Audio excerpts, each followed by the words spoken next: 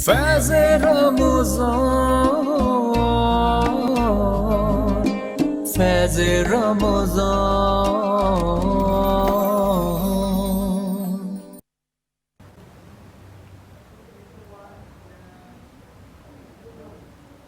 اللہ تعالیٰ کے بابرکت نام سے شروع کرتی ہوں جو نہایت رحم فرمانے والا ہے۔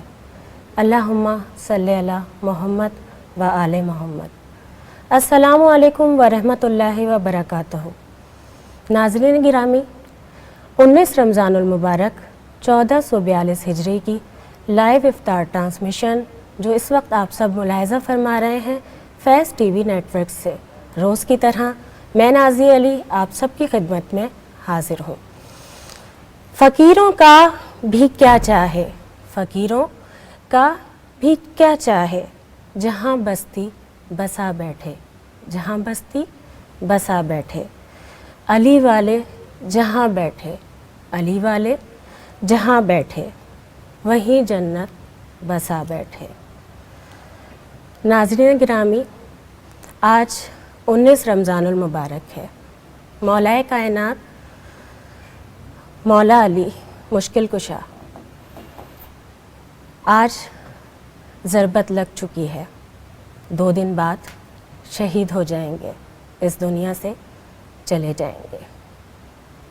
اس گھرانے کی، اہل بیت کے گھرانے کی عظمت، شان جسے قرآن بیان کرتا ہے، ہمارے پاس کہاں ہیں وہ الفاظ جو ہم اس کی تفصیل بیان کریں۔ ہم صرف ذکر کر سکتے ہیں، ہم صرف کوشش کر سکتے ہیں۔ ہم بات کرتے ہیں ہمارے دین اسلام کی، دین اسلام جو ہمیں محبت کا، خلوص کا درس دیتا ہے۔ رمضان المبارک کا مہینہ ہے، رمضان میں ہمیشہ دسترخوانوں کی رونق بڑھ جایا کرتی ہے۔ دسترخوانوں کی رونق بڑھانے والے بہت سخی کہلاتے ہیں۔ اسلام میں کنجوسی، بخیل، یہ ساری چیزیں کہیں ہیں ہی نہیں۔ اسلام ہمیں سخاوت کا درس دیتا ہے۔ اگر ہم سخاوت کی بات کرتے ہیں، مولا کائنات ایک دسترخوان جو دسترخوان امام حسن ہے، لیکن اس کا آغاز کہاں سے ہوا؟ مولا کائنات سے۔ ہم اس پر بات کریں گے آج، لیکن سب سے پہلے میں آج کا آپ کو سوال بتاتی چلوں۔ آج کا میرا سوال ہے، مولا کائنات حضرت علی علیہ السلام کے قاتل کا نام بتائیے۔ جب ہم گفتگو کریں گے تو لازمی سی بات ہے کہ جیسے پہلے بہت سارے موضوعات پر جب بات ہوتی ہے تو ہماری ہی باتوں میں آپ کو وہ جواب بھی مل جاتا ہے۔ اب یہ آپ لوگوں پر ہے کہ آپ لوگ کس طرح سے شامل ہوتے ہیں، یوٹیوب کے ذریعے، فیس بک پر لائیو کال کے ذریعے۔ اچھا، میرے ساتھ 2 مہمان شخصیت موجود ہیں، میں ان کا تعارف بھی آپ سے کرواتی ہوں، اور آج کا جو میں نے موضوع بتایا ہے ہم یقیناً اس پر بات بھی کریں گے۔ مولانا سید علی عدنان زیدی صاحب عالم دین ہیں، شعیب امیر نعت خواں ہیں۔ السلام علیکم۔ فیض رمضان میں آپ کو خوش آمدید کہتے ہیں۔ جس طرح سے ابھی میں نے آغاز میں ہی کہا کہ آج ظاہر سی بات ہے کہ شب ضربت جا چکی، اور اس کے بعد اب ضربت کا آج دن ہے، 2 دن بعد شہادت کا ہے۔ میں ہی چاہوں گی کہ ہم جب بات کر رہے ہیں، جیسے میں نے آغاز میں ہی کہا، سخاوت کی، اور وہ گھرانہ اتنا مشہور ہے، اتنا عظیم ہے کہ ہمیں ہر چیز وہیں سے ملتی ہے، ہر چیز وہیں سے دکھائی دیتی ہے۔ میں اس پر بات کرنا چاہوں گی، لیکن آغاز میں تاکہ ہمارے لوگوں پر کلیئر ہو جائے، عوام پر، ہماری ناظرین پر ہماری، کہ سخاوت کا صحیح مفہوم کیا ہے، اس کی تشریح کیا ہے۔ اعوذ باللہ من الشیطان الرجیم، بسم اللہ الرحمن الرحیم۔ ان اللہ وملائکتہ یصلون علی النبی یا ایھا الذین آمنوا صلوا علیہ وسلموا تسلیما اللہم صل علی محمد وآل محمد وعجل فرجہم۔ خدا کا شکر ہے کہ اس نے اتنے بہترین اور بابرکت ذکر کو کرنے اور سننے کے لیے ہمیں منتخب کیا۔ اور جہاں تک آپ کا سوال ہے کہ سخاوت کی تشریح کیا ہے اور سخی کسے کہتے ہیں، تو میں اس کو بہت آسان الفاظ میں اپنے تمام محترم سامعین کو بتانا چاہوں گا کہ سخی اسے کہتے ہیں جب آپ کسی سے مانگیں اور وہ آپ کو عطا کرے، اسے سخی کہتے ہیں۔ لیکن کیا شان ہے اس علی ابن ابی طالب کی جو کہ سخی بھی ہیں اور کریم بھی ہیں۔ سخی اور کریم میں فرق ہے۔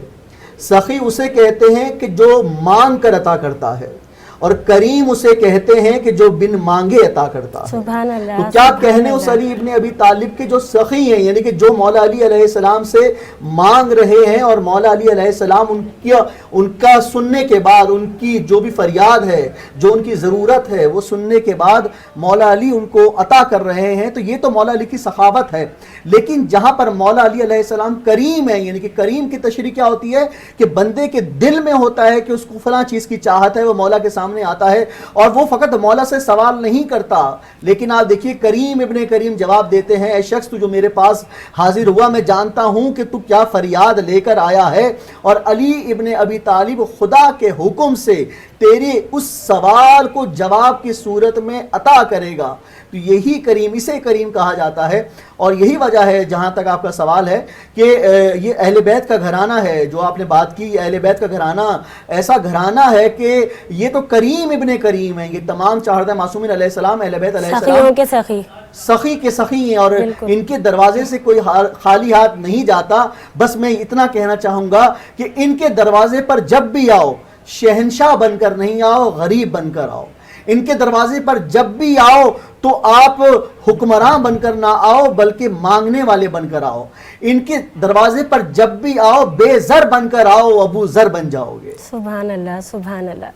اچھا، میں یہ چاہوں گی کہ قرآن کی روشنی میں اگر سخاوت پہ ہم بات کرتے ہیں، کچھ روشنی ڈالیں گے؟ جی، سخاوت دیکھیں، اہل بیت علیہ السلام، کیونکہ آپ کا ٹاپک مولا علی علیہ السلام اور اہل بیت علیہ السلام کا ہے، تو بار بار قرآن مجید نے جو ہے وہ سخاوت کا اعلان کیا. اور دیکھیے ہم ماہ سیام میں ہیں، ماہ سیام میں اللہ تعالیٰ بھی سخاوت کی بات کرتا ہے، اللہ تعالیٰ صدقے کی بات کرتا ہے، اللہ تعالیٰ غریبوں کا خیال رکھنے کی بات کرتا ہے.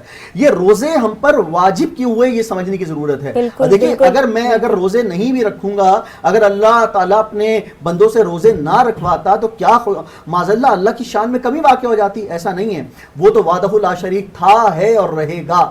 میرے ان روزوں سے اللہ تعالیٰ کی فضیلت میں، واحدانیت میں اضافہ نہیں ہو رہا، بلکہ میری عبادت خوبصورت ہو رہی ہے. اگر میں اللہ کی عبادت کر رہا ہوں، میرے جو اللہ کی عبادت کر رہا ہوں وہ معراج کی منزل پر پہنچ رہی ہے. آپ جو کہنا چاہ رہی ہیں کہ سخاوت کے بارے میں، تو اللہ تعالیٰ بار بار سخاوت کی بات کر رہا ہے اور کہہ رہا ہے کہ یتیموں کا خیال رکھو، مسکینوں کا خیال رکھو، اسیروں کا خیال رکھو. تو میں کیوں نہ مولا علی علیہ السلام کا جو کہ آیت بن کر جو نازل ہوا کہ امام حسن امام حسین علیہ السلام بیمار ہیں، تو بی بی فاطمہ تو زہرا سلام اللہ علیہ نے اور مولا علی نے منت مانی کہ جب ہمارے بچے ٹھیک ہو جائیں گے تو ہم روزہ رکھیں گے. یہ روزے کے ایام ہیں اور سخاوت کی منزل دیکھتے جائیے کہ جب مولا علی علیہ السلام اور بی بی فاطمہ تو زہرا سلام اللہ علیہ نے منت مانگی کہ حسن و حسین ٹھیک ہو جائیں گے اور ہم روزہ رکھیں گے، اور اللہ تعالیٰ نے جناب امام حسن اور امام حسین علیہ السلام کو شفا یاب کیا. اور جیسے ہی وقت افطار ہوا، دیکھیے اگر ہم اب دنیاوی بات کریں تو افطار کے وقت میں ہمارا جو حال ہوتا ہے، پورے دن کے بھوکے پیاسے ہوتے ہیں، ہمارا دسترخوان سجا ہوتا ہے، دسترخوان پر طرح طرح کے طعام ہوتے ہیں، اور ہمارا دل جو ہے وہ مچل رہا ہوتا ہے کہ جیسے ہی مغرب اور مغربین کی اذان ہو تو ہم اس افطار کو تناول فرمائیں. لیکن کیا مقام ہے اہل بیت علیہ السلام کا کہ جیسے ہی وقت افطار قریب آیا، دروازے پر فقیر آیا، اس نے صدا کو بلند کیا. مولا علی جناب فاطمہ الزہرا سلام اللہ علیہ نے اور امام حسن و حسین نے اپنا افطار جو ہے وہ غریب کو دے دیا. اور یہ بات یہاں ختم نہیں ہوئی، دوسرے دن پھر یتیم آیا. دیکھیے عین افطار کے وقت یتیم آیا تو مولا علی علیہ السلام نے اور امام حسن امام حسین بی بی فاطمہ نے اپنا جو افطار کا سامان تھا وہ غریب کو دے دیا، مسکین کو دے دیا، اسیر کو دے دیا. تو کسی نے بڑی خوبصورت بات کہی کہ وہ یتیم، غریب اور مسکین جو آئے تھے وہ فرشتے تھے جو کہ اللہ تعالیٰ نے در فاطمہ پر بھیجے تھے. سبحان اللہ، اللہ تعالیٰ نے در فاطمہ پر بھیجے تھے. میں کہوں یا اللہ، جو تحقیق کی بات ہو رہی ہے، فقط اہل تشیع کی تحقیق کی بات نہیں ہو رہی ہے، تمام اسلامی کتب میں یہ بات موجود ہے کہ وہ جو 3 دن یتیم بن کر، مسکین بن کر، اسیر بن کر در زہرا پر آئے تھے تو وہ فرشتے تھے. میں اللہ سے کہوں یا اللہ، ایسی کیا وجہ ہے کہ آپ نے عین افطار کے وقت یتیم کو، مسکین کو، اسیر کو در زہرا پر بھیج کر کیا ثابت ثابت کرنا چاہ رہے ہیں تو اللہ کا یہی جواب آئے گا کہ اہل بیت علیہ السلام سخاوت اور کریم کے منصب پر فائز ہیں. میں دنیا کو یہ بتانا چاہ رہا ہوں کہ اگر میرے اہل بیت علیہ السلام روزے سے بھی ہیں, بھوکے بھی ہیں, پیاسے بھی ہیں, منت سے بھی ہیں, لیکن اگر ان کے دروازے پر کوئی یتیم بن کر آ جائے, کوئی مسکین بن کر آ جائے, کوئی اسیر بن کر آ جائے, وہ خالی ہاتھ نہیں جاتا. تو اللہ اپنے مسلمانوں کو, اپنے انسانوں کو یہ پیغام دینا چاہ رہا ہے کہ اگر تم خدا تک پہنچنا چاہتے ہو, اگر تم دعاؤں میں قبولیت چاہتے ہو, تو کسی اور کے دروازے پر جانے کی ضرورت نہیں ہے. دربار جناب فاطمہ پر آ جاؤ, دربار مولا علی پر آ جاؤ, دربار امام حسن پر آ جاؤ, دربار امام حسین پر آ جاؤ, تمہیں دنیا بھی مل جائے گی, آخرت بھی مل جائے گی. سبحان اللہ, سبحان اللہ. اور جہاں مولانا صاحب ابھی آپ بات کر رہے تھے کہ صرف ایک کسی مکتبہ فکر کی بات نہیں ہے, اسی میں, کیونکہ میں تو ابھی سورہ دہر کی بھی آپ سے بات کروں گی, لیکن ہمارے ساتھ موجود ہیں شعیب امیر صاحب. میں چاہوں گی سب سے پہلے آپ کو یہ ہدیہ کلام پیش کیجیے. درود شریف کا نذرانہ پیش فرمائیے. اللہم صلی علی سیدنا و مولانا محمد و بارک وسلم وصلوا علیہ. کھلا ہے سبھی کے لیے باب رحمت, کھلا ہے سبھی تھا جس کو ہاتھ خواہ.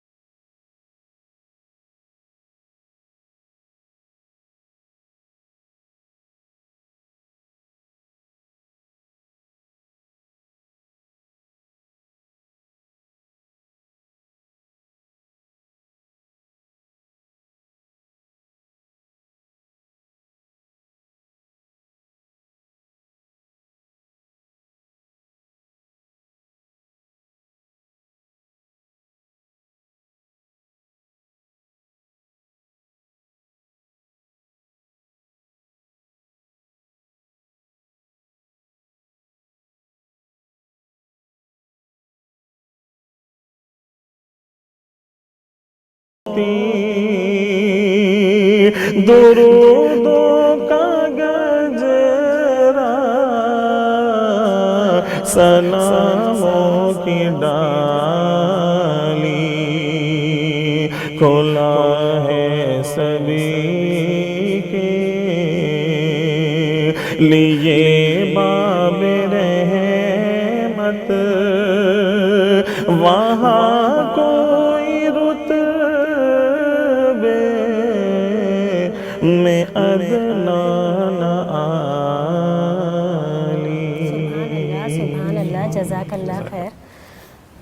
مولانا صاحب وہیں سے جہاں میں نے کہا تھا اس سے پہلے کہ سورہ دہر کی کیونکہ مجھے بات کرنی ہے, ذرا اس کا پس منظر بیان کریں گی, جس طرح اس میں اسیروں کے لیے, یتیموں کے لیے, مسکینوں کے لیے خاص طور پر کھانا کھلانے کا کہا گیا ہے, بالکل اس کے بارے میں بیان فرمائیں. دیکھیے, اسلام ہمیشہ یہی تعلیم دیتا ہے. اسلام, میں نے جو آپ سے گفتگو کے آغاز میں عرض کیا تھا کہ روزہ کس چیز کی تعلیم دیتا ہے.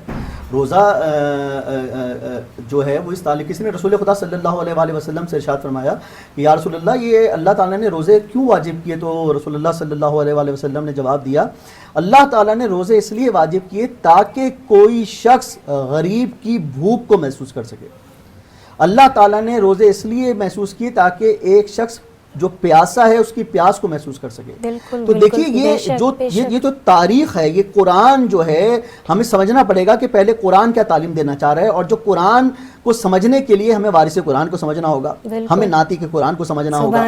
تو بات دراصل یہ ہے کہ قرآن کیا تعلیم دے رہے ہیں. تو دیکھیے قرآن کافی ضرور ہے, لیکن قرآن کافی کس سینس میں ہمیں یہ دیکھنا ہے. قرآن کیا کہہ رہا ہے؟ اللہ تعالیٰ نے قرآن مجید میں ارشاد فرمایا اطیعوا اللہ و اطیعوا الرسول, اطاعت کرو اللہ کی اور اس کے رسول کی. تو مجھے اپنے آپ سے سوال یہ کرنا ہے کہ کیا میں اتنا قابل ہوں کہ میں اگر قرآن کی تلاوت کر رہا ہوں تو مجھے قرآن سمجھ میں آ جائے گا؟ کیا اللہ نے میرے ذہن کو اتنا فصیح و بلیغ کیا ہے کہ میں قرآن کی ہر آیت کو سمجھ سکتا ہوں؟ کیا مجھے اللہ تعالیٰ نے اتنا اختیار دیا ہے کہ میں قرآن مجید میں اللہ کے ہر اس کوڈ ورڈ کو جو اللہ تعالیٰ نے قرآن مجید میں بتایا ہے میں سمجھ سکتا ہوں؟ پوشیدہ بھی رکھ دیا, اور بہت ساری ایسی آیتیں جس کو اللہ تعالیٰ نے پوشیدہ رکھا. کیا میں اس قابل ہوں, انسان اشرف المخلوقات کے عہدے پر فائز ہو کر کیا میں اس قابل ہوں کہ میں ان تمام باتوں کا واحد طور پر ذاتی طور پر احتساب کر سکوں اور قرآن مجید سمجھنے کی کوشش کر سکوں؟ تو شاید اس کا جواب نفی کی صورت میں آئے گا. وہ کیوں آئے گا؟ اطیعوا اللہ و اطیعوا الرسول, اطاعت کرو اللہ کی اور اس کے رسول کی. اللہ کے رسول کیا کہہ جا رہے ہیں؟ اللہ کے رسول کہہ کے جا رہے ہیں کہ میں تمہارے درمیان دو گراہ قدر کی چیزیں چھوڑے جا رہا ہوں, ایک قرآن, ایک اہل بیت. اگر قرآن کو سمجھنا چاہتے ہو تو اہل بیت سے قریب ہو جاؤ, اہل بیت کو سمجھنا چاہتے ہو تو قرآن سے قریب ہو جاؤ. تو یہ دیکھیے جو بات آ رہی ہے کہ جو غریبوں کی, مسکینوں کی, اسیروں کی, تو بار بار اللہ تعالیٰ اس بات کی طرف اعلان کر رہا ہے. اور کسی نے چھٹے امام حضرت امام جعفر صادق اللہم صلی علی محمد و آل محمد سے سوال کیا کہ مولا یہ بتائیے کہ غریب کی مدد کس طرح سے کی جائے گی؟ تو آپ نے ارشاد فرمایا کہ غریب کی مدد اس طرح کرو کہ صدقہ دو. اور پوچھنے والے نے پوچھا کہ مولا صدقہ کس طرح سے دیں, دنیا کو بتا کر دیں یا چھپا کر دیں؟ دیکھیں آج کل کے دور میں ہمارے معاشرے میں ایک چیز بہت عام ہو گئی ہے, وہ یہ کہ اگر انسان کسی بھی چیز کی تشہیر کرتا ہے اور اس کی تشہیر کے بعد اس کو وہی چاہتا ہے کہ وہ قربت, ہم کوئی بھی کام کرتے ہیں قربتاً اللہ, میں آپ کے پروگرام میں آیا, میں نے کہا قربتاً اللہ میں اس پروگرام میں جا رہا ہوں, یعنی کہ اللہ سے قربت حاصل کرنے کے لیے. جہاں تک بات آ گئی صدقے کی, جہاں پر بات آ گئی غریبوں کے خیال کی, مساکین کے خیال کی, تو امام جعفر صادق کیا کہہ رہے ہیں؟ امام جعفر صادق اعلان کر رہے ہیں کہ ایک وقت آئے گا کہ دنیا اپنی تشہیر کے لیے کہ جی فلاں نے اتنے غریبوں کو کھانا کھلایا, اتنے مسکینوں کو کھانا کھلایا. خدا کی قسم دیکھیے ہم جب قربانی کرتے ہیں تو کیا ہمارا پورا گوشت اللہ کے پاس پہنچ جاتا ہے؟ کیا ہم قربانی کرتے ہیں, ہم پوری گائے ذبح کرتے ہیں, بکرا ذبح کرتے ہیں, تو کیا ہمارا پورا گوشت خدا کی بارگاہ میں چلا جاتا ہے؟ اللہ کہتا ہے نہیں, نہ میں تمہاری اس قربانی کو دیکھتا ہوں, نہ قربانی کی مقدار کو دیکھتا ہوں, میں دیکھتا ہوں تو تمہاری اس خلوص کو دیکھتا ہوں کہ تم نے کس خلوص سے وہ قربانی پیش کی ہے. تو یہی قربانی کا دوسرا حصہ صدقے کی صورت میں ہے.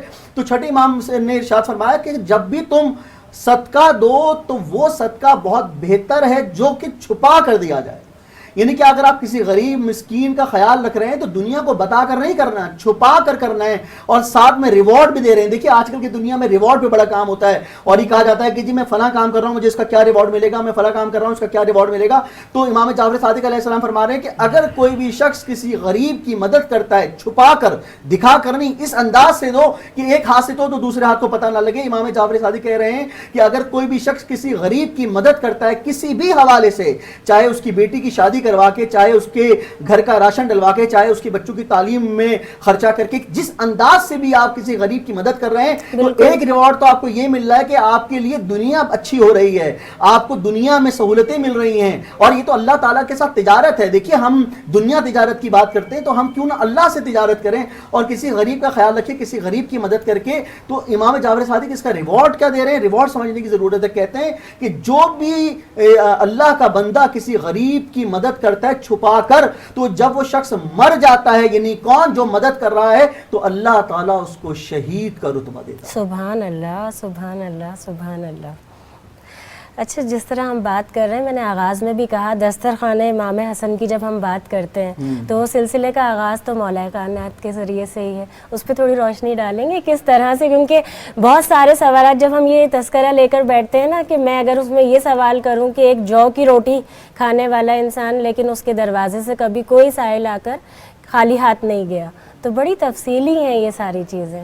دسترخوان امام حسن علیہ السلام پر کیا خوبصورت کسی شاعر نے ایک بات کہی, اور آپ کے اس سوال کو مجھے لمبی تقریر میں بتا کر سمیٹنے کی ضرورت نہیں. نہیں بالکل اس کی خوبصورتی, لیکن میں آپ کی زبانی چاہتی ہوں. میں وہی آپ کو بتانا چاہ رہا ہوں. دیکھیے میں اتنا خوبصورت آپ کا سوال ہے, ماشاءاللہ, اللہ تعالیٰ آپ کو شاد و آباد رکھے, آپ کے پورے چینل کو شاد و آباد رکھے. بہت خوبصورت سوال کیا, اور شاعر جو کوئی بات کرتا ہے نا وہ لمبی تقریریں نہیں کرتا یا لمبی کتابیں نہیں لکھتا, وہ پورا احوال جو ہے, وہ آپ نے امام حسن کی بات کی, تو شاعر جو ہے وہ کوئی لمبی تقریر نہیں کرتا, لمبی کتابیں نہیں لکھتا, فقط 2 مصروں میں اپنی بات کو بیان کر دیتا ہے. اور یہ تو ہم پر عطائے زہرا ہے کہ ہم پر جناب زہرا کی عطا ہو جاتی ہے. اور آپ کا سوال میرے شعر سے منسوب ہو رہا ہے, اور میں چاہوں گا خصوصی توجہ آپ تمام لوگوں کی دیکھنے اور سننے والوں کی چاہوں گا.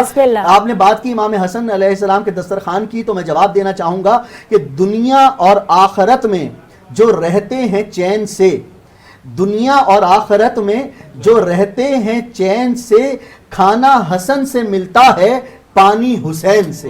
سبحان اللہ سبحان اللہ. کھانا حسن سے ملتا ہے پانی حسین سے, یعنی یہ بھی سخاوت کی منزل ہے. آپ نے بات کی دسترخوان امام حسن علیہ السلام سخاوت کی منزل ہے, اور سخاوت کی منزل پر فائز ہونے کے بعد آج آپ دیکھیے کہ امام حسن علیہ السلام کا دسترخوان فقط دیکھیے بات کیا ہے, بات امام حسن کے دسترخوان کو سمجھنے کی ضرورت ہے. امام حسن علیہ السلام کی کردار کو سمجھنے کی ضرورت ہے, مولا علی کے کردار کو سمجھنے کی ضرورت ہے.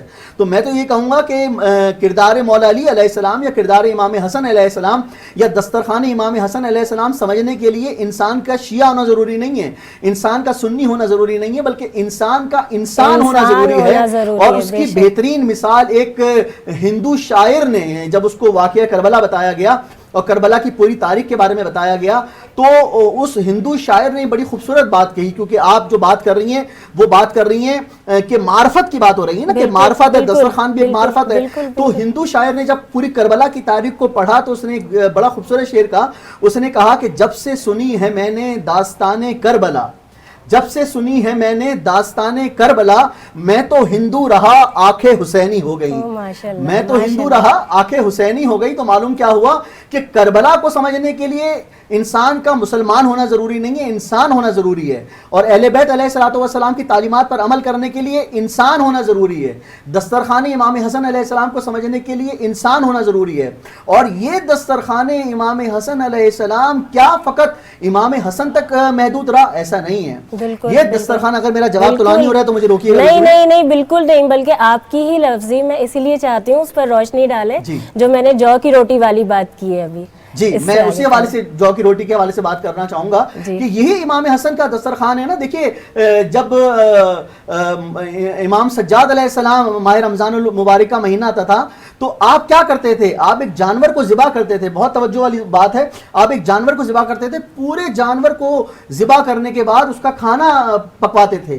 اب سمجھنے کی ضرورت ہے کہ مولا اس کھانے کا کرتے کیا تھے. اللہ اکبر, سخاوت کی بات آ رہی ہے. تو مولا اس کھانے کا کیا کرتے تھے؟ مولا اس کھانے میں پورے جتنے فقیر ہوتے تھے, جتنے ہمسائے ہوتے تھے, اس کو تقسیم کر دیتے تھے کھانے کو. اور جب خود مولا دسترخوان پر بیٹھتے تھے تو مولا کیا کھاتے تھے؟ وہ جو کی روٹی کھاتے تھے, جس کے بارے میں آپ بات فرما رہی ہیں. اور جہاں پر مولا علی علیہ السلام کی بات آ رہی ہے, مولا علی علیہ السلام کا کردار دیکھیے کہ مولا علی علیہ السلام نے ہمیشہ جو کی روٹی کھائی اور ہمیشہ نمک سے افطار کیا. اور شب ضربت کے حوالے سے یہ پروگرام ہے کہ جب مولا جو ہے اپنی بیٹی کے گھر سے, جناب ام کلثوم سلام اللہ علیہا کے گھر سے افطار کرنے کے لیے پہنچے, تو بیٹیاں باپ سے بہت محبت کرتی ہیں اور یہ ایک فطرت ہے. اور انا آتینا کل کوثر فصل لربی کا ونہر انا شانیہ کا ہول ابتر کے ماننے والے ہیں. بیٹی باپ کا رشتہ بہت قربت کا ہوتا ہے, اور قربت کا رشتہ کیوں نہ ہو, بیٹیاں یہ چاہتی ہیں جب ان کا باپ, ان کا بابا ان کے گھر پر آئے تو وہ دسترخوان کو سجا دیں, طرح طرح کے طعام سجا دیں, طرح طرح کے مشروبات سجا دیں.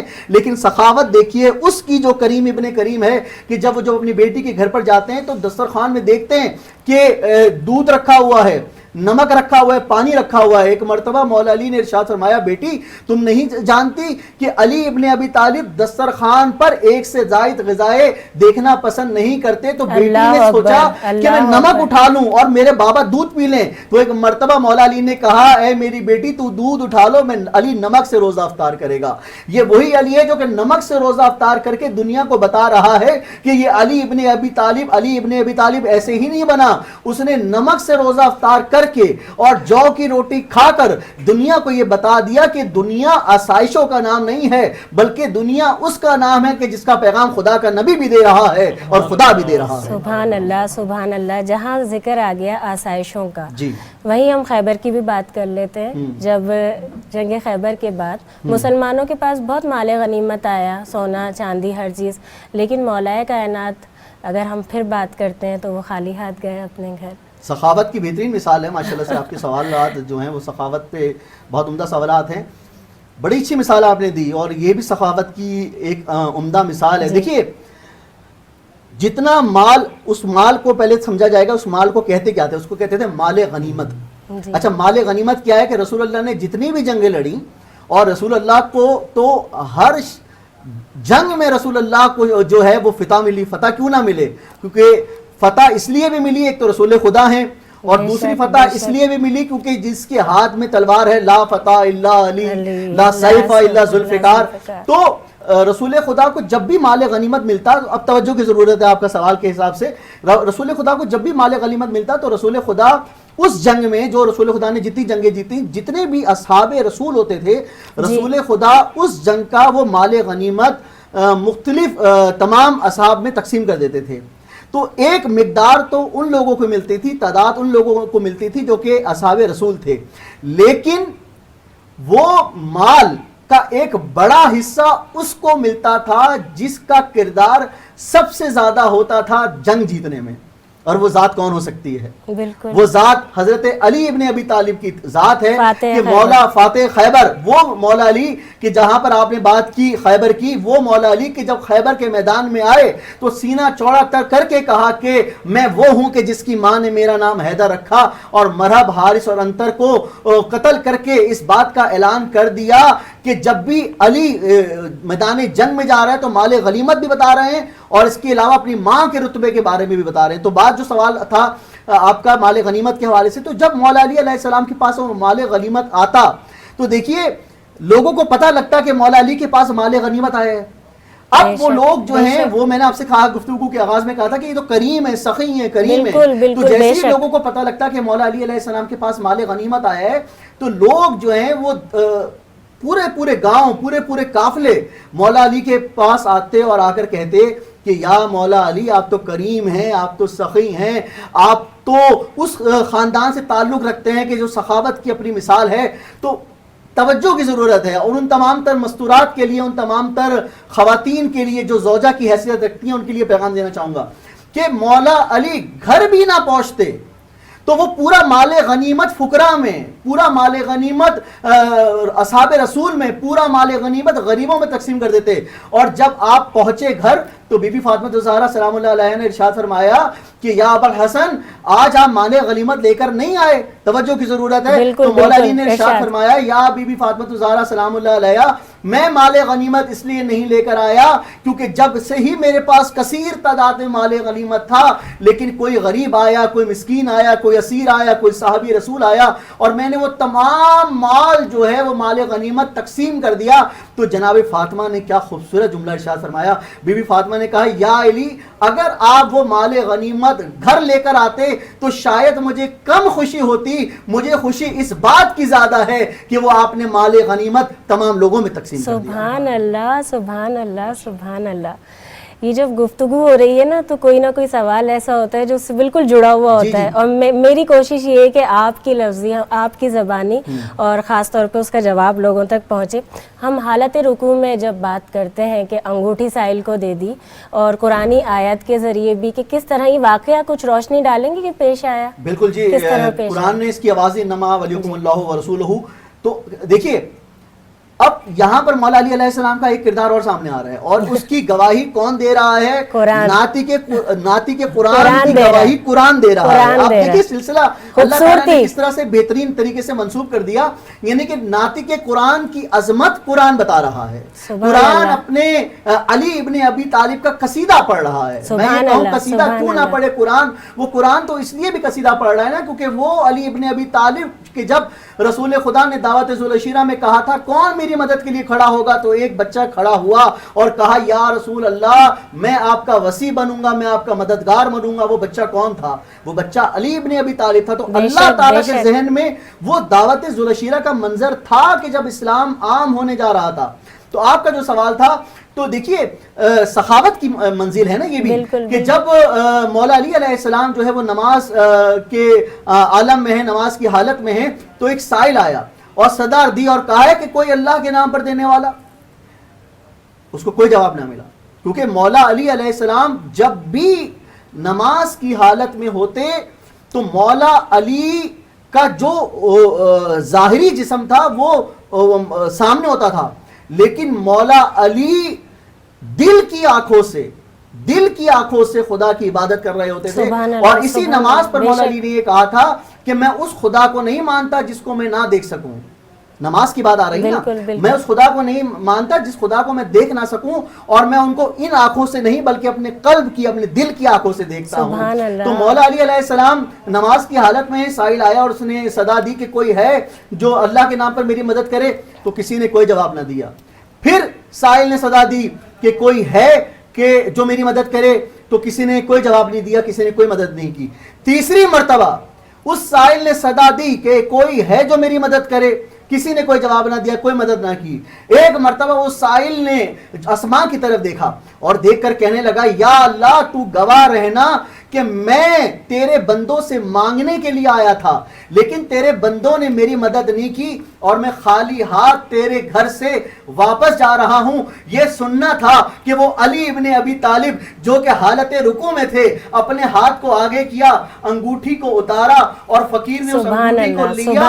اور ایک مرتبہ قرآن کی آیت نازل ہو گئی تو کسی نے مولا علی سے سوال کیا یا مولا اس بات کا جواب دیجئے کہ جب سائل نے پہلی دفعہ پکارا آپ نے انگوٹھی نہ دی، اس نے دوسری دفعہ پکارا آپ نے انگوٹھی نہ دی، اس نے تیسری دفعہ پکارا آپ نے انگوٹھی نہ دی، تو اس کی کیا وجہ تھی کہ تیسری مرتبہ سننے کے بعد جب وہ جانے لگا تو آپ نے انگوٹھی دی؟ تو مولا علی نے جواب دیا کہ جب علی خدا کی عبادت کر رہا ہوتا ہے تو علی فرش پر نہیں ہوتا، عرش پر ہوتا ہے. اور تیسری مرتبہ جب اس نے وہ انگوٹھی مانگی، یعنی کہ اس نے اپنی دعا مانگی، کچھ مانگا، تو علی فرش پہ نہیں تھا، عرش پہ تھا. اور عرش پر اللہ نے علی کو حکم دیا کہ میرے سائل کو خالی ہاتھ نہ لوٹاؤ. تو اسی علی ابن ابی طالب نے اپنا ہاتھ آگے کر کے اور انگوٹھی دے کر دنیا کو اس بات کا اعلان کر دیا کہ اے علی ابن ابی طالب کے ماننے والوں، اگر تمہارے گھر میں، اگر تمہاری مسجد میں، اگر تمہارے گھرانے میں اگر تم سے مانگنے کے لیے کوئی بھی آ جائے تو اس کو منع نہ کرنا، بلکہ اپنے استطاعت کے مطابق عمل کر کے اس کی مدد بھی کرنا، کیونکہ یہ سنت علی بھی ہے، یہ سنت خدا بھی ہے، یہ سنت رسول بھی ہے. سبحان اللہ، سبحان اللہ، جزاک اللہ خیر. کیونکہ جب یہ بات ہوتی ہے، ذکر ہوتا ہے، اور خاص طور پر جب اس انداز میں ہوتا ہے تو دل، آنکھیں، ہر چیز ایک دم پر نور ہو جاتی ہے، نرم ہو جاتی ہے. ابھی آپ یہ میرا ایک بالکل منفرد، میں جب مجالس پڑھتا ہوں تو میرا ایک الگ لہجہ ہوتا ہے، لیکن یہ جذبہ ہی الگ ہے. مولا علی علیہ السلام کے نام کا جذبہ ہے. اور یہ جذبہ کیوں نہ ہو، دیکھیے ان کا نام لینے سے طاقت آ جاتی ہے. یہ دیکھیے نام مولا علی علیہ السلام کے نام سے طاقت آ جاتی ہے. یہ جذبہ ہونا چاہیے. ہمیں کردار علی ابن ابی طالب کو سمجھنا چاہیے. اور ان ایام میں تو مناجات مولا علی کیا ہیں. اگر ایک انسان اپنے آپ کو تبدیل کرنا چاہتا ہے تو وہ مولا علی علیہ السلام کی پوری تاریخ کو پڑھے ضرور. بالکل. لیکن میں آپ کے اس پروگرام میں ایک بات کہنا چاہوں گا کہ اگر کوئی بھی شخص، کوئی بھی انسان، کوئی بھی مسلمان اپنے آپ کو تبدیل کرنا چاہتا ہے تو آج کے اس پروگرام میں ایک پیغام دینا چاہوں گا ان تمام لوگوں کو کہ مناجات مولا علی کیا ہیں، مولا علی کی مناجات کیا ہیں. دیکھیے مولا علی کی کو ابھی میں نے کتنی فضیلتیں بیان کی، اور خود رسول خدا نے کہا کہ اپنی مجالس کو، اپنی محافل کو بلندی عطا کرو علی کے نام سے. تو مولا علی علیہ السلام کی مناجات کیا ہیں؟ مولا علی علیہ السلام کی مناجات یہی ہے. ہم اگر مولا علی علیہ السلام کی اس مناجات کو سمجھ گئے تو میرا خدا جانتا ہے، اور میں اس بات کو یقین کی منزل پر پہنچ کر آپ کو یہ بتانا چاہوں گا کہ اگر کوئی شخص مناجات مولا علی علیہ السلام پر عمل کر لے تو خدا کی قسم وہ کسی اور کے دروازے پر نہیں جائے گا، دروازے اہل بیت پر ہی آئے گا. مناجات مولا علی علیہ السلام کیا ہے کہ یا الہی میری عزت کے لیے یہی کافی ہے کہ میں تیرا بندہ ہوں، اور یا الہی میرے لیے فخر کی بات ہے کہ تو میرا پروردگار ہے. یا الہی تو بالکل ویسا ہی ہے جیسا میں چاہتا ہوں. یا الہی تو مجھے بالکل ویسا بنا دے جیسا تو چاہتا ہے. تو یہ دیکھیے مولا علی علیہ السلام یقین کی، اعتماد کی اس منزل پر ہیں کہ وہ ان کی شان میں قرآن میں آیتیں بھی نازل ہو رہی ہیں، ان کے بارے میں رسول خدا بھی بتا رہے ہیں، ان کے بارے میں اہل بیت علیہ السلام بھی بتا رہے ہیں. لیکن عاجزی کا کیا مقام ہے؟ آج کے یہ انسان تکبر سے اس زمین پر چلتا ہے اور اس کا تکبر ختم نہیں ہوتا. لیکن آپ دیکھیے مولا علی علیہ السلام کی شان کہ جس کے بارے میں خدا بھی بول رہا ہے، نبی بھی بول رہے ہیں، انبیاء بھی بول رہے ہیں. وہ علی خود کیا بول رہے ہیں؟ وہ علی یہ کہہ رہے ہیں کہ اتنے کمالات ہونے کے بعد بسم اللہ الرحمن الرحیم قل هو اللہ احد کہ اللہ الصمد لم یلد ولم یولد ولم یکن لہ کفوا احد کہ اتنے سارے کمالات ہونے کے بعد تم علی کے فضائل میں اضافہ نہیں کرنا، تم اتنے سارے کمالات ہونے کے بعد علی کے فضائل کو کم نہیں کرنا، بلکہ علی کے فضائل کو اتنا ہی سمجھنا جتنا خدا بھی سمجھا رہا ہے. سبحان اللہ، سبحان اللہ، نہ کم نہ زیادہ، یہی تو بات ہے. اچھا جہاں اب یہ ذکر ہو رہا ہے میں آپ سے درخواست تو میں کروں گی منقبت ہمیں سنائیے کوئی اچھی سی.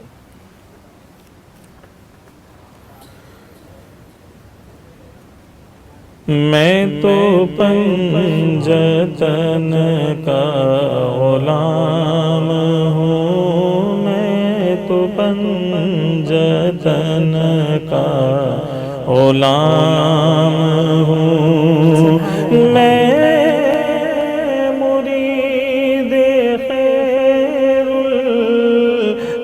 الانام ہوں، میں تو پنجتن کا غلام ہوں. مجھے عشق ہے تو حسن سے ہے، مجھے عشق ہے تو حسین سے، مجھے عشق ہے تو بطول سے، مجھے عشق ہے تو علی سے ہے، مجھے عشق ان کی گلی سے ہے. میں تو پنجتن کا غلام ہوں، میں غلام ابن غلام ہوں، میں تو پنجتن کا غلام ہوں، میں مرید خیر الانام ہوں، میں تو پنجتن کا غلام. سبحان اللہ، سبحان اللہ، سبحان اللہ، جزاک اللہ خیر. آپ دونوں کا بہت شکریہ. ناظرین ابھی حاضر ہوتے ہیں ایک چھوٹے سے وقفے کے بعد، دیکھتے رہیے فیض رمضان.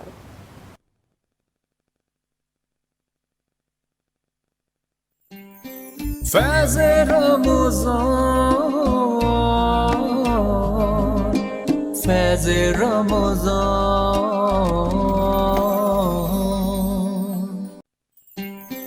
فیض رمضان، فیض رمضان.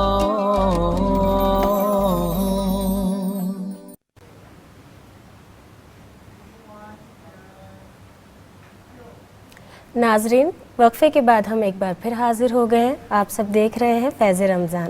میں اپنا سوال دہرا دیتی ہوں اور اس کا جواب آپ دے سکتے ہیں لائیو کال کے ذریعے، فیس بک پر، یوٹیوب پر، یا ہمارے سوشل میڈیا پہ آپ کہیں بھی اس کا جواب دے سکتے ہیں کامنٹس کے ذریعے. آج کا ہمارا سوال ہے مولائے کائنات حضرت علی علیہ السلام کے قاتل کا نام بتائیے. اس کا آپ کو صحیح جواب دینا ہے. اختتام پہ میں جس نے بھی صحیح جواب دیا ہوگا اس کا نام لوں گی اور جواب بھی ساتھ میں بتاؤں گی. اچھا آج ہم بات کر رہے ہیں جس طرح سے آپ نے پہلے دیکھا ابھی وقفے سے پہلے بھی کہ ثقافت پر اور خاص طور پر مولائے کائنات کی ضربت پر.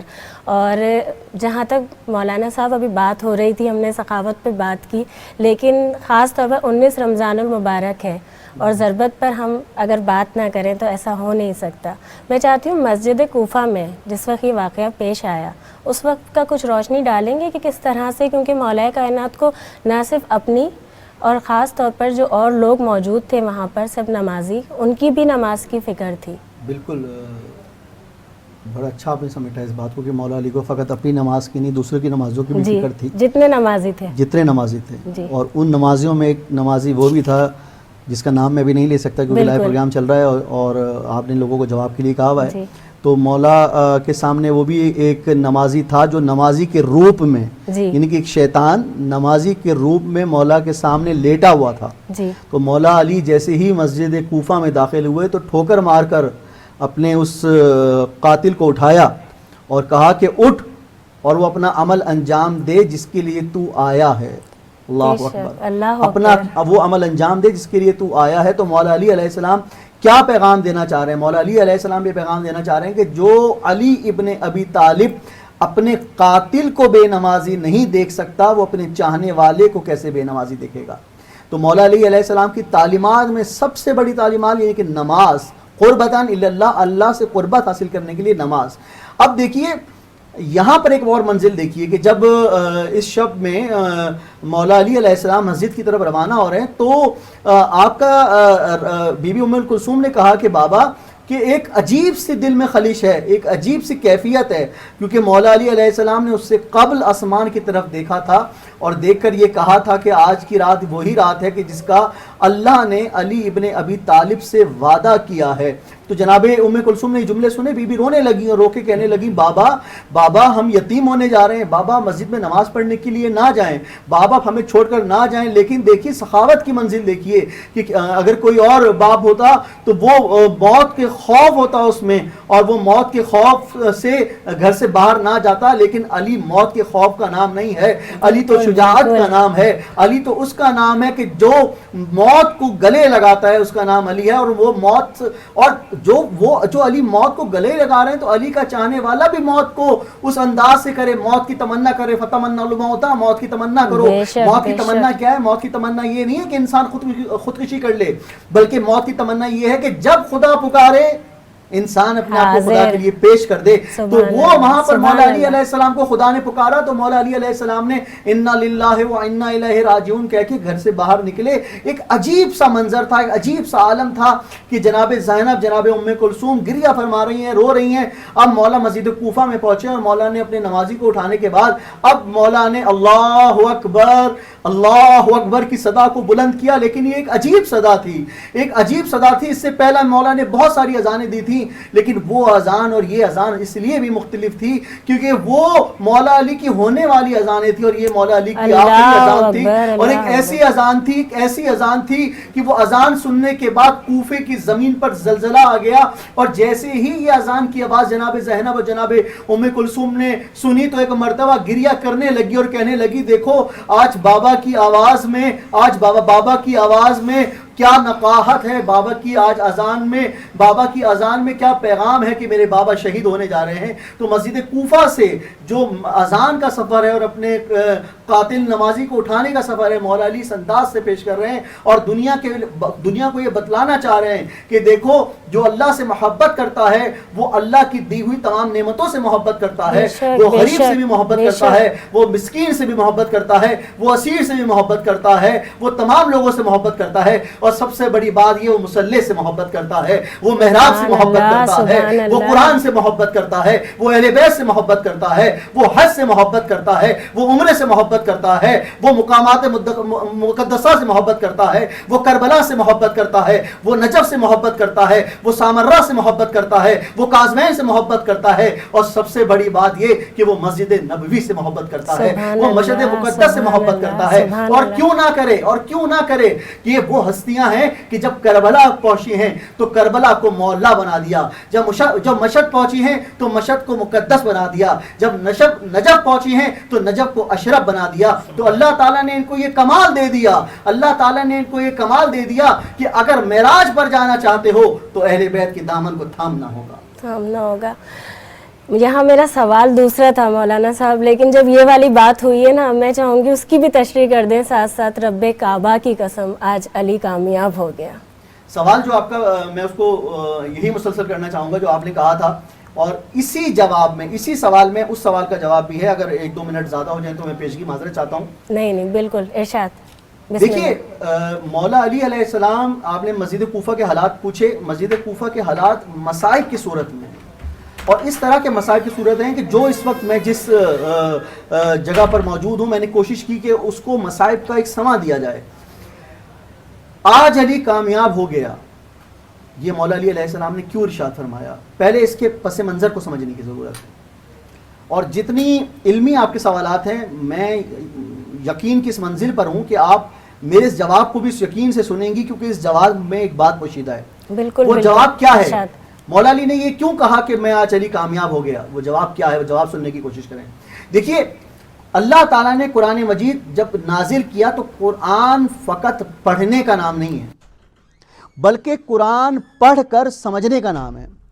جو قرآن کو پڑھے گا وہ زندگی کو اپنا اثاثہ سمجھے گا، بالکل اپنی ملکیت سمجھے گا، وہ زندگی کو ویسے گزارے گا جس طرح اس کا جی چاہتا ہے، وہ لوگوں کو تکلیف اسی طریقے سے دے گا جس طرح اس کا دل چاہتا ہے، وہ لوگوں کے حقوق اسی طرح مارے گا جس طرح اس کا دل چاہتا ہے، کیونکہ وہ فقط قرآن کو پڑھ رہا ہے۔ بالکل۔ لیکن جو قرآن کو پڑھ بھی رہا ہے اور اس کو سمجھ بھی رہا ہے، توجہ کی ضرورت ہے کہ جو قرآن کو پڑھ بھی رہا ہے اور اس کو سمجھ بھی رہا ہے، اس کی آیات کو سمجھنے کی کوشش بھی کر رہا ہے، تو وہ زندگی کو اپنا اثاثہ نہیں سمجھے گا، خدا کی امانت سمجھے گا۔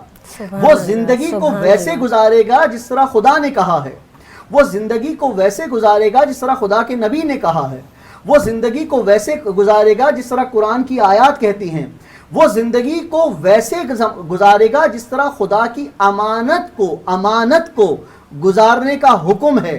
تو آپ کا سوال کہ مولا علی علیہ السلام نے یہ کیوں ارشاد فرمایا کہ آج علی کامیاب ہو گیا؟ کیونکہ مولا علی علیہ السلام کی زندگی کا ہر عمل وہ عمل ہے جو مولا علی کا عمل نہیں ہے، خدا کا عمل ہے۔ مولا علی کا ہر وہ جنگ وہ مولا علی کی جنگ نہیں ہے، خدا کی جنگ ہے۔ مولا علی کا ہر وہ جہاد وہ مولا علی کا جہاد نہیں ہے، خدا کا جہاد ہے۔ مولا علی علیہ السلام کی سخاوت وہ مولا علی کی سخاوت نہیں ہے، خدا کی سخاوت ہے۔ یعنی کہ مولا علی علیہ السلام نے زندگی کو اپنا اثاثہ سمجھ کے نہیں گزارا، خدا کی امانت سمجھ کے گزارا۔ اور شب ضربت جب مولا علی نے یہ جملہ ارشاد فرمایا کہ آج علی کامیاب ہو گیا، تو کسی نے مولا علی سے، بہت توجہ کی ضرورت ہے تمام سامعین کو، کسی نے مولا علی سے پوچھا مولا علی آپ نے یہ جملہ کیوں کہا کہ آج علی کامیاب ہو گیا؟ تو مولا علی نے جواب دیا کہ جو امانت، یعنی کہ مولا علی زندگی کو اثاثہ نہیں سمجھ رہے، امانت سمجھ رہے ہیں۔ تو کیا کہہ رہے ہیں مولا؟ خدا کی قسم آج علی کامیاب ہو گیا۔ کیوں؟ اس لیے کہ جو امانت اللہ نے علی کو کعبے سے عطا کی تھی وہی امانت علی مسجد سے واپس لوٹا رہا ہے۔ سبحان اللہ، سبحان اللہ۔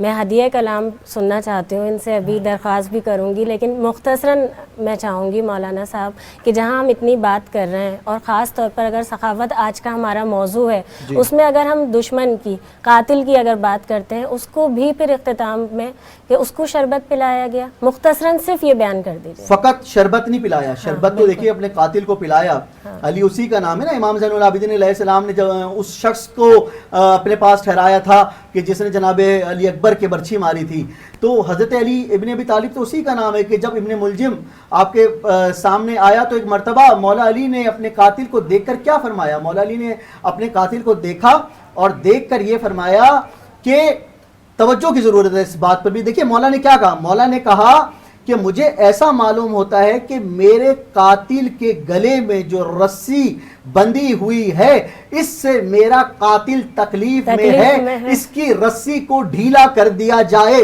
یعنی کہ سخاوت کی منزل دیکھیے کہ سخاوت فقط پیسوں کا نام نہیں ہے، سخاوت فقط دینار کا نام نہیں ہے، بلکہ مولا علی کی سخاوت دیکھیں کہ اپنے قاتل کی رسی کو ڈھیلا کرنے کا نام ہے۔ اور مولا یہ کہہ رہے ہیں کہ مولا علی علیہ السلام اپنے قاتل کی رسی کو جو ہے وہ سخت نہیں دیکھ سکتا، تو وہ اپنے چاہنے والے کو اس حالت میں کیسے دیکھے گا؟ اور مولا نے سخاوت کا دوسرا منظر پیش کیا اور کہا کہ میرے قاتل کو جو ہے شربت پلایا جائے، اور تیسری مرتبہ مولا نے یہ وصیت کی کہ میرے قاتل پر ایک ہی وار کرنا کیونکہ اس نے مجھ پر بھی ایک وار کیا تھا۔ تو مولا علی نے اس بات کا اعلان کر دیا۔ تو دیکھیے یہی منزل ہے سخاوت کی کہ مولا علی علیہ السلام اپنے قاتل کو سامنے، مولا چاہتے تو اس کے ساتھ کوئی بھی برتاؤ کر سکتے تھے، مولا چاہتے امام حسن، امام حسین، غازی عباس، اس قاتل کے ساتھ کوئی بھی برتاؤ کر سکتے تھے، لیکن علی ابن ابی طالب کی تعلیمات یہ نہیں تھی، بلکہ علی ابن ابی طالب غالب تو سخاوت کے اس منزل پر ہیں کہ اپنے قاتل کو شربت بھی پھیلا رہے ہیں، اپنے قاتل کی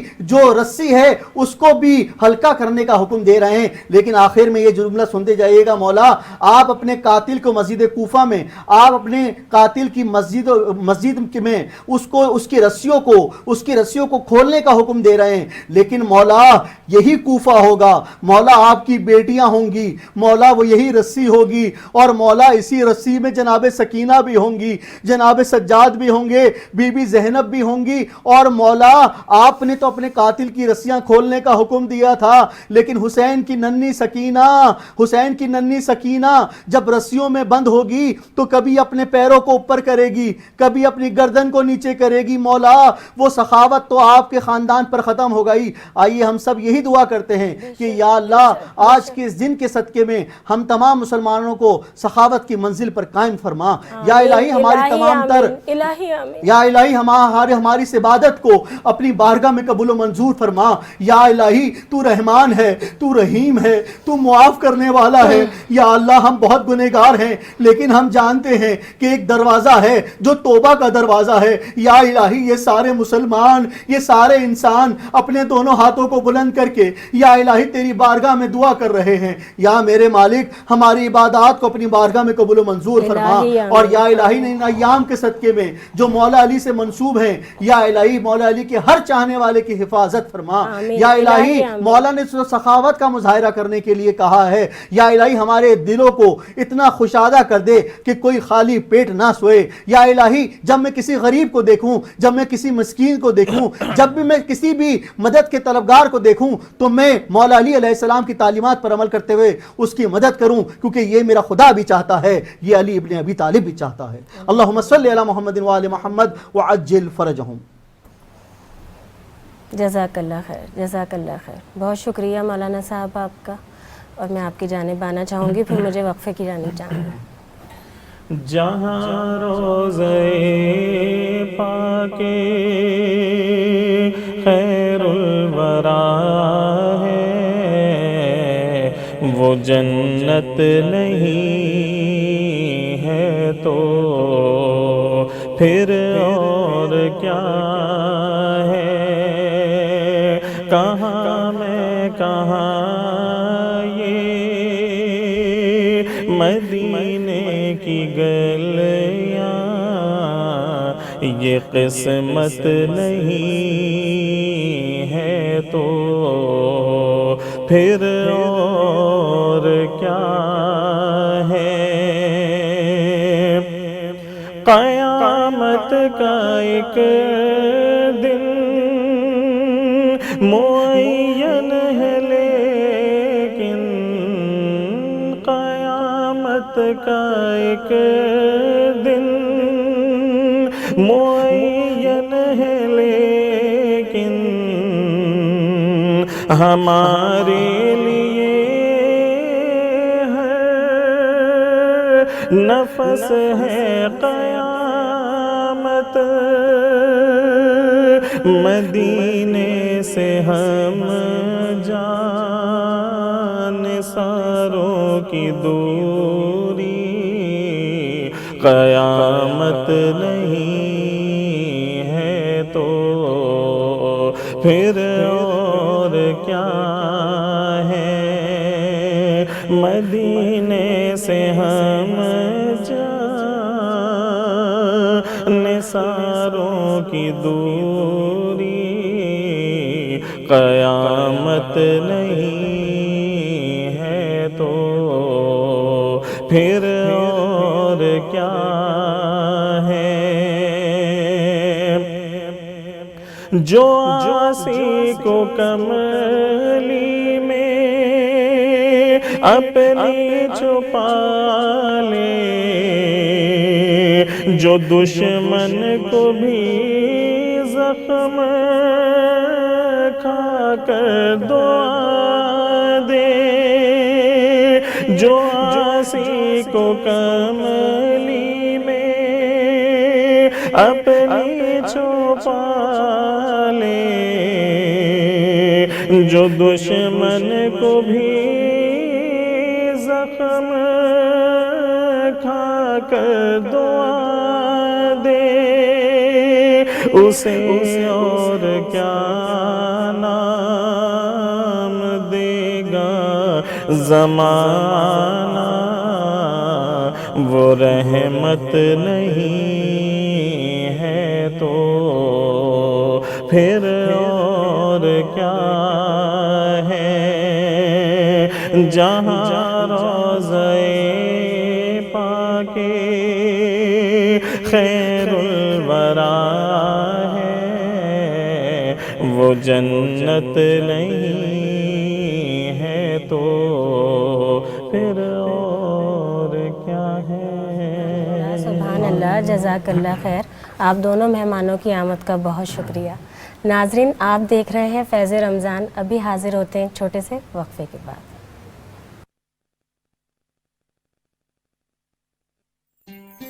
فیض رمضان، فیض رمضان،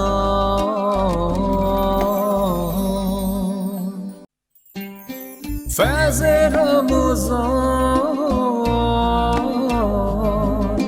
فیض رمضان۔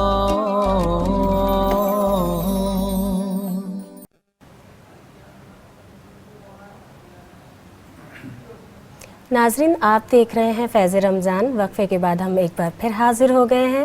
ہمارا پینل تبدیل ہو چکا ہے، 2 مہمانوں نے ہمیں جوائن کیا ہے، ان کا تعارف کرواؤں گی۔ اس سے پہلے میں اپنا سوال دہرا دوں۔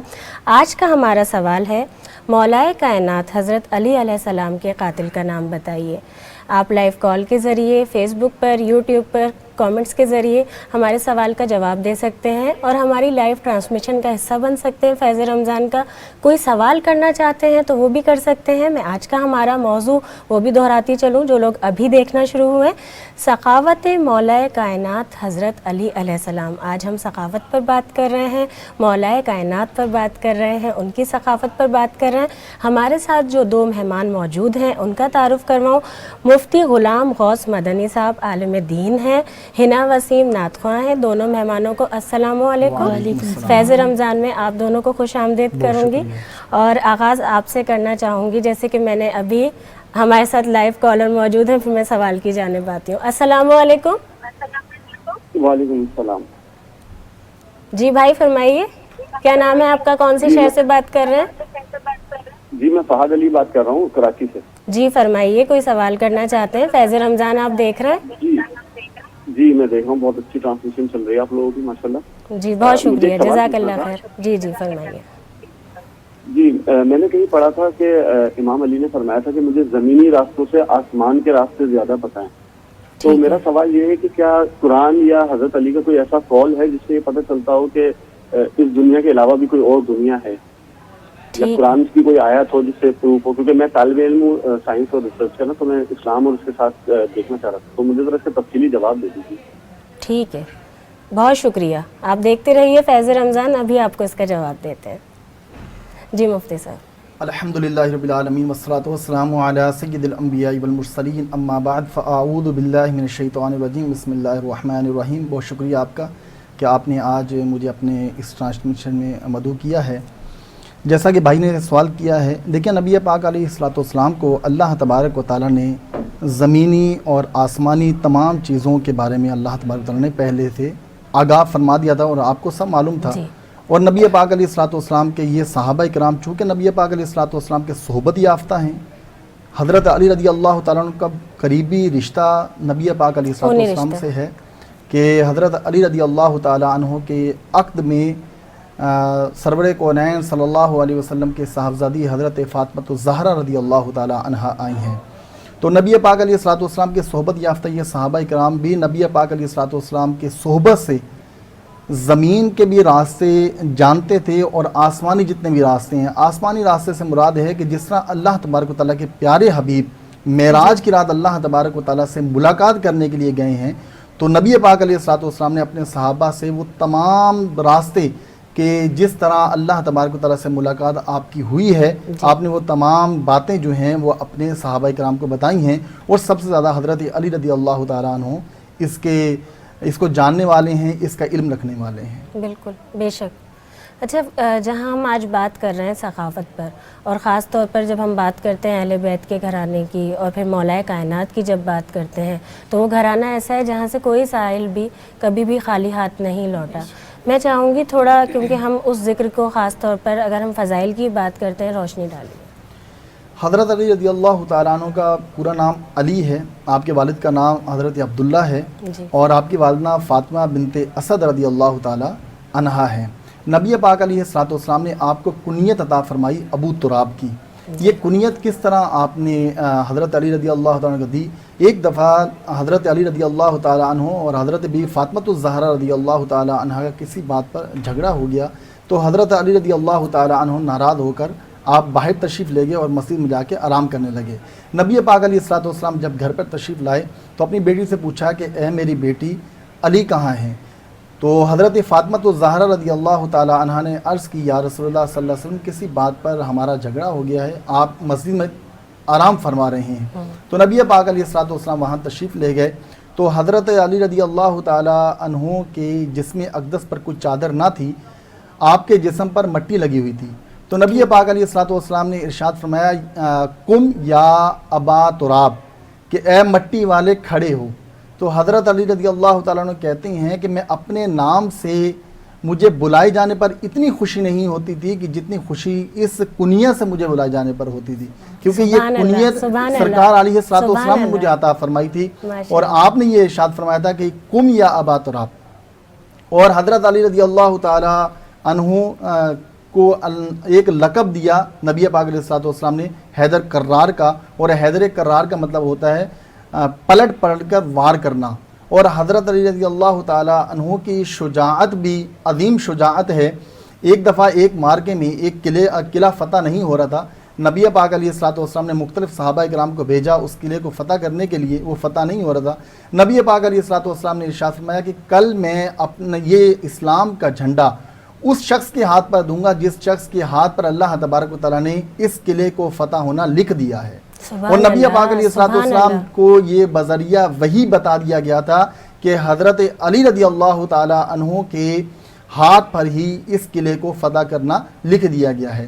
چنانچہ دوسرا دن ہوا تو سرکار علیہ الصلوۃ والسلام کے تمام صحابہ کہتے ہیں کہ ہم پوری رات اس سوچ میں پڑے ہوئے ہیں کہ کاش وہ اسلام کا جھنڈا ہمارے ہاتھ میں آ جائے، کیونکہ سرکار نے فرمایا کل فتح جس کے ہاتھ میں لکھی ہوگی یقیناً وہ فتح ہو جائے گا قلعہ.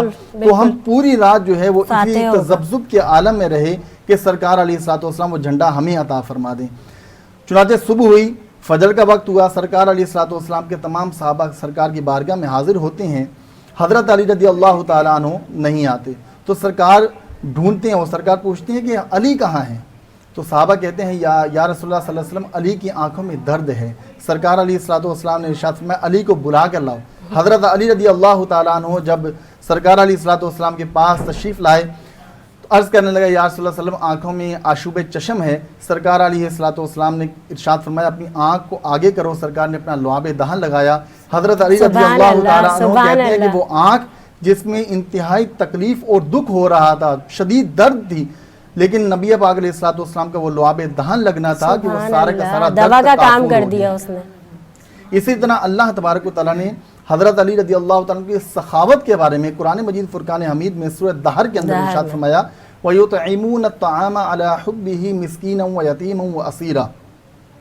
یہ وہ گھرانہ ہے کہ اگر چاہیں تو اللہ تبارک و تعالیٰ کے پیارے حبیب نے ارشاد فرمایا اگر میں چاہوں تو مکے کے پہاڑ سونا بن کر میرے پیچھے پیچھے چلیں.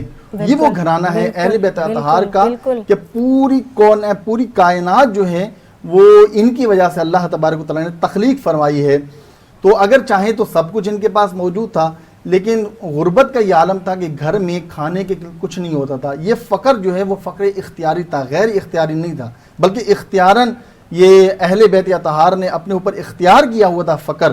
لہذا ایک دفعہ ایسا ہوا کہ حضرت امام حسن اور امام حسین رضی اللہ تعالی عنہما دونوں بیمار ہو گئے، انتہائی شدید بیمار ہیں.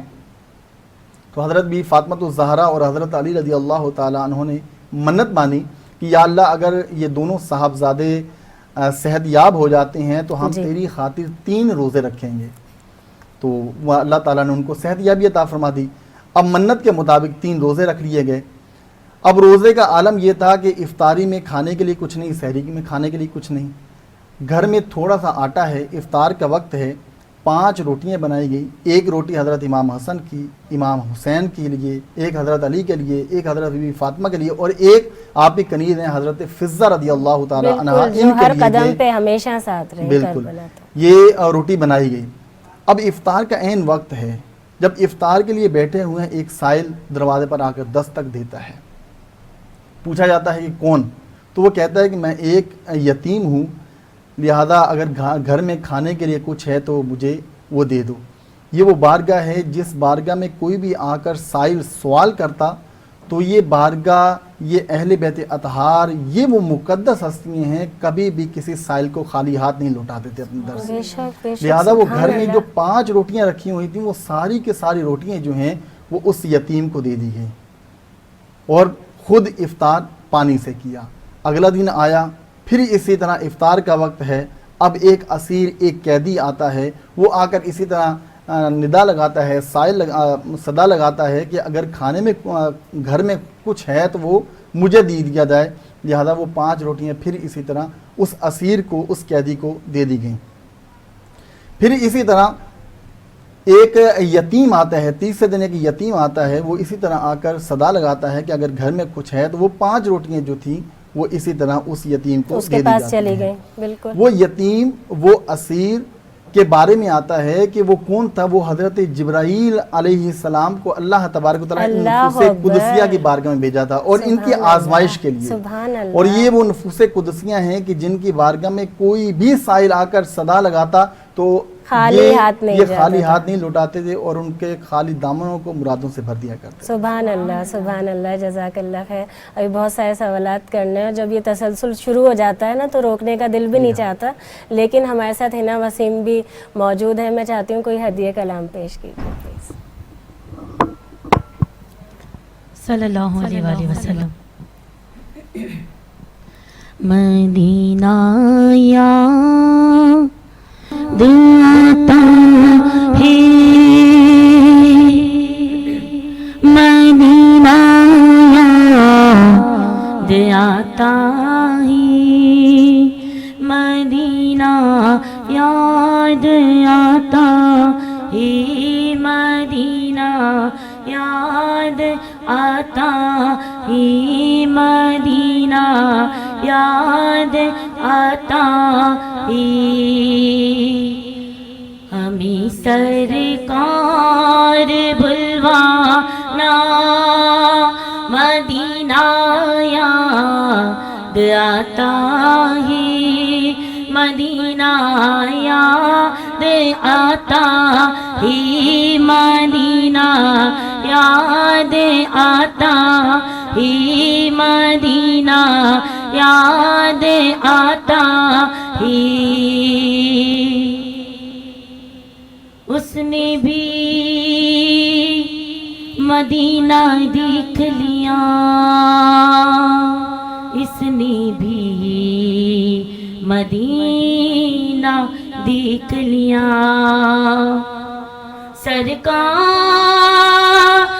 کبھی تو میں بھی کہوں میں نے بھی مدینہ دیکھ لیا، خدا کے نور کے جلوے نظر آئی مدینے میں، خدا کے نور کے جلوے نظر آئی مدینے میں، مجھے رو رو کے حال دل سنانا یاد آتا ہے، مدینہ یاد آتا ہے، مدینہ یاد آتا ہے، مدینہ یاد آتا ہے۔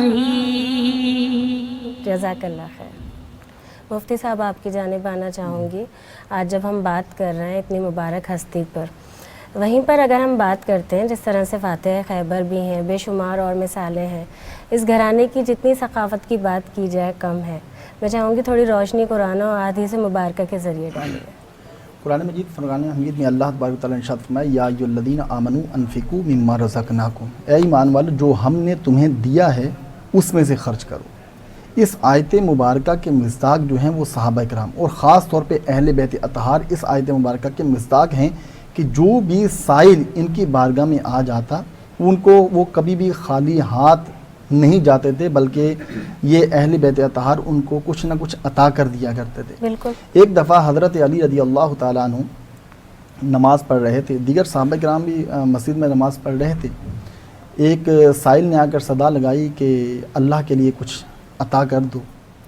اب کسی نے نہ دیا، وہ سائل جب جانے لگا تو حضرت علی رضی اللہ تعالیٰ عنہ وہ رکوع کی حالت ہے، آپ رکوع میں ہیں، آپ نے سیدھے ہاتھ میں ایک انگوٹھی پہن رکھی تھی چاندی کی، وہ انگوٹھی اپنا ہاتھ پیچھے کی طرف بڑھایا اور اس سائل کو کہا کہ ہاتھ میں سے چاندی کی انگوٹھی کو نکال لے، لہذا اس سائل نے اس چاندی کی انگوٹھی کو نکال لیا۔ بالکل۔ لہذا یہاں بتانے کا مقصود یہ ہے کہ حضرت علی رضی اللہ تعالیٰ عنہ نے اس سائل کو مایوس نہیں کیا کہ وہ خالی ہاتھ چلا جائے، کسی اور نے نہ دیا تو حضرت علی رضی اللہ تعالیٰ عنہ نے آگے بڑھ کر انہیں اللہ تبارک و تعالیٰ کے مال میں سے کچھ عطا کیا۔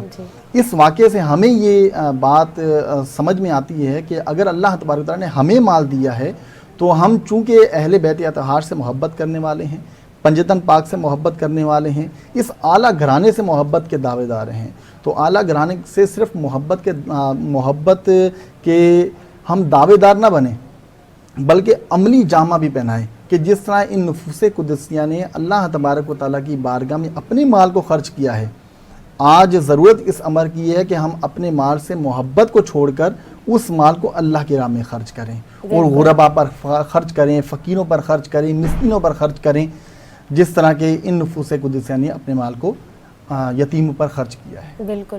اچھا مفتی صاحب، کیونکہ بالکل ابھی تھوڑی دیر کے اندر افطاری کا ٹائم ہو جائے گا، روزے کا وقت ہو جائے گا، اذان مغرب کا، میں چاہوں گی کہ جس طرح عالمی وبا بھی کووڈ-19 کی بھی پھیلی ہوئی ہے، خاص طور پہ آج 19 رمضان المبارک ہے، ہم خاص جب دن ہوتے ہیں اس میں بھی اللہ تعالیٰ ہماری فریاد سنتا ہے جب دعا کرتے ہیں، دعا فرمائیے۔ الحمدللہ رب العالمین والصلاة والسلام علی سید الانبیاء والمرسلین، اللہم صلی علی سیدنا و مولانا محمد معادن الجود والکرم وعلی آلہ وصحبہ وبارک وسلم۔ یا الہ العالمین یا رب العالمین، مولا کریم تیرا لاکھ لاکھ کروڑ احسان کہ تو نے ہمیں ماہ مبارک جیسا اعلیٰ نعمت عطا فرمائی ہے۔ اے اللہ، یہ افطار کی گھڑیاں ہیں، مولا کریم افطار کے وقت تو 60,000 لوگوں کو جہنم سے آزاد فرماتا ہے۔ اے اللہ، جو جہنم سے آزاد کیے ہوئے لوگ ہیں، مولا کریم ان لوگوں میں ہمارا بھی نام تحریر فرما دے۔ اے اللہ، ہماری بھی حتمی بخشش فرما دے۔ اے اللہ، ہماری بھی حتمی مغفرت فرما دے۔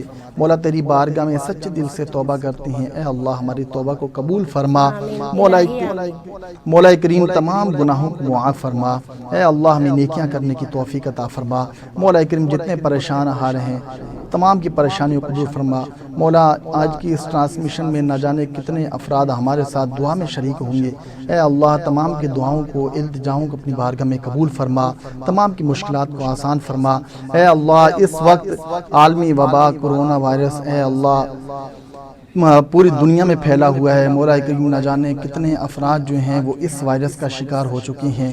اے اللہ، جتنے بھی مسلمان اس وائرس کا شکار ہو چکے ہیں، دنیا فانی سے جا چکے ہیں، اے اللہ تمام کی بخشش فرما، تمام کی مغفرت فرما، اور جو اس وائرس میں مبتلا ہیں، بیمار ہیں، گھروں میں ہیں، ہاسپٹلز میں ہیں، اے اللہ تمام پر اپنا خصوصی کرم فرما۔ اے اللہ، اس کرونا وائرس کا خاتمہ فرما دے۔ اے اللہ، حضرت علی رضی اللہ تعالی عنہ کے صدقے، مولا کریم اس پاک گھرانے کے صدقے، اے اللہ اس وبا کو، عالمی وبا کو، اے اللہ پوری دنیا سے اس کا خاتمہ فرما دے۔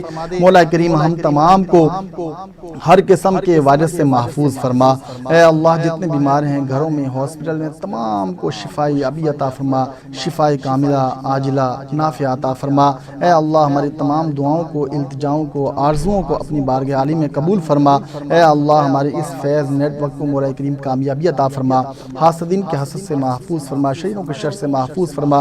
اے اللہ جتنے بھی اس کے محافظین ہیں، معاونین ہیں، کیمرہ مین ہیں، اے اللہ تمام پر اپنا خصوصی کرم فرما، تمام کی دعاؤں کو، التجاؤں کو اپنی بارگاہ عالی میں قبول فرما۔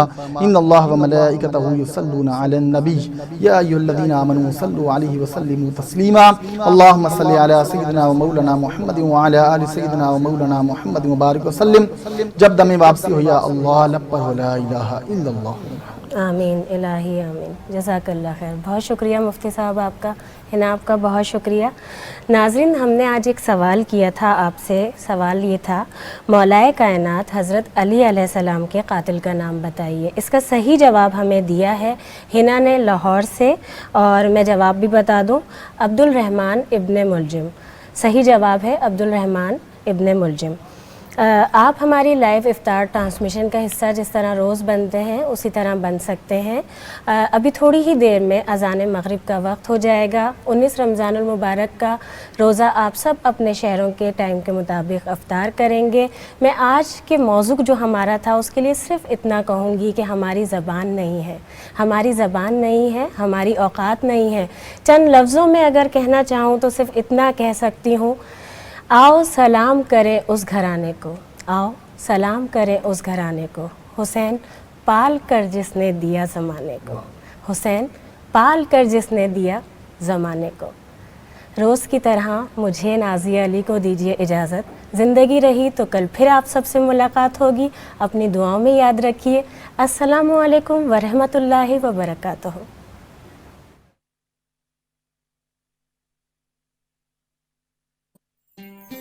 فیض رمضان، فیض رمضان۔